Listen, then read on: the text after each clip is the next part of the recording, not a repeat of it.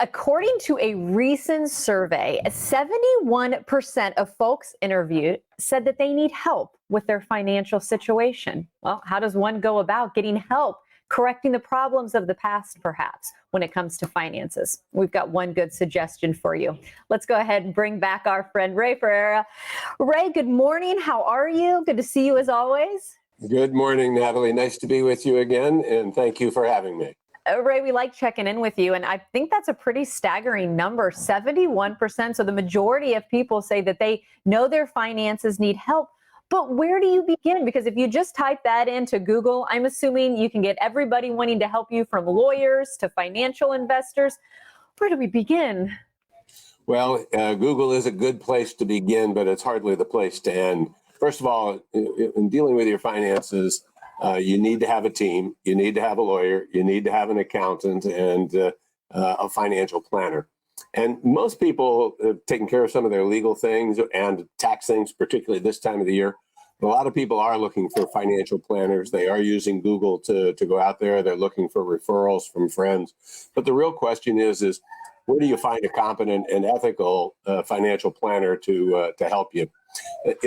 When you find a name, suggest you go to their website, kind of see what the firm looks like to you and if it gives you a good feel or not. Then go to the SEC website and you can find out about the individuals and in many cases the firm to see if there's any disciplinary history. Also, here in Florida, you can go to the state website and do something that's very similar. And then you've got that initial search done that will help you move towards that competent and ethical financial planner. I'm curious, when you do dive in, you see certain credentials come up, or even certain letters for that matter, where I find myself having to Google what the letters actually mean. So give us an idea. What credentials are important? What should we look for? Well, believe it or not, Natalie, the FINRA, which is the regulatory body for stock brokerage firms, monitors over 200 credentials within the industry. It's a real alphabet soup. The one that is probably most well known is the Certified Financial Planner, or CFP. For full disclosure, I'm a little biased. In addition to being a CFP myself for the last 22 years, I served as the chair of the CFP Board of Standards in 2014. But it is recognized as the standard of excellence. We have to subscribe to a code of ethics. We're required under that code, whenever we're providing financial advice, to do so at a fiduciary standard of care. So that's a good place to begin. It doesn't mean if they don't have that credential that they aren't doing all of those things, but with that credential, certainly it gives you a little additional comfort. And I think when you bring up ethics, of course, my mind does go to fiduciary responsibilities. And I feel like that's a word sometimes that people see, but they may not understand. Explain that a little bit to folks and why it is so important that people are willing to at least discuss whether or not they have a fiduciary responsibility to you or perhaps the company or investments that they work with.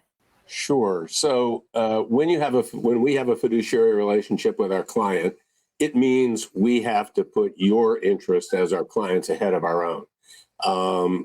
At all times, and we've been doing that here at ProVise since the late 80s.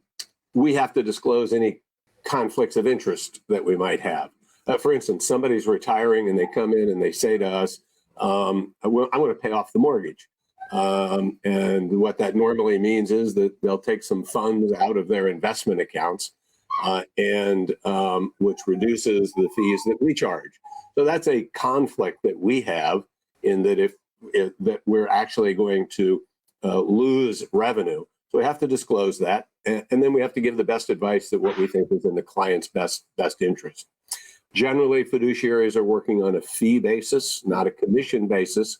And in some cases, working with a fiduciary advisor, there will be commissions. And regardless of whether it's fiduciary or not, you should always ask the salesperson to disclose the commission they're receiving, so that they know exactly what their compensation is for the advice that they're giving.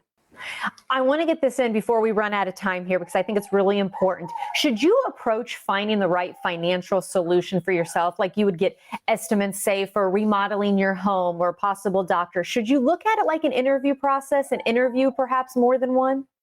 Absolutely. We strongly recommend, even when people come directly to us, don't hesitate to interview 2, 3, maybe even 4 people. You want to find somebody who has a good tableside manner. When you look for a doctor, you're looking for a good bedside manner. When it comes to a financial planner, you want somebody who's got that, can speak at the level that you want and you have a right to understand. The other thing is if they start just selling product, you probably know that that's not the right place to be. They ought to be talking about doing a financial plan. And don't forget to ask for referrals. Oh, I like it. Well, we know you have good tableside manner. You've got good, TV manner always, right? We're glad you're part of the show. Of course, as he said, you can go ahead, give ProVise Management Group a call. Let's get 15% off the financial plan fee. There's the offices and website. Again, Ray, take care. Thanks for being with us. Thank you, and see you soon.